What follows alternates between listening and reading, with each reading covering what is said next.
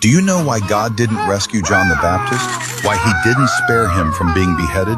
In the Bible's account, John the Baptist was clearly not an ordinary man. He was related to Jesus. He was the one crying out in the wilderness, preparing the way for the Messiah, the one who personally pointed Jesus out to the crowds. And Jesus himself said of him, "Among those born of women, there has not risen anyone greater than John the Baptist." And yet someone like that still ended up falling because of a drunken banquet and one reckless promise. Scripture records it plainly.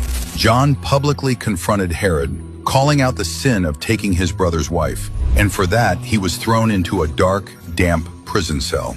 When the iron door shut, he knew he had angered power, and he also knew he hadn't sold his conscience. At the same time, the palace was blazing with light. Cups clinked, music roared, and a girl danced in front of everyone. It stirred the king into an impulsive vow. "Ask me for anything you want."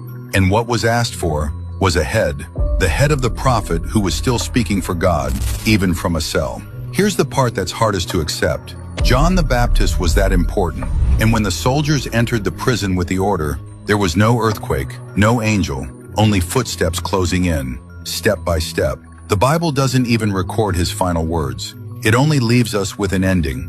John's assignment ends here, and his story moves from an earthly prison into the kingdom of heaven, where it continues. God absolutely could have saved him, but instead, he chose to use John's death as a signpost planted in history. The value of truth is greater than a safe life. Some people testify to God through long years. Others testify through their final breath. In God's eyes, being delivered out of prison is one kind of salvation, and being taken home is another.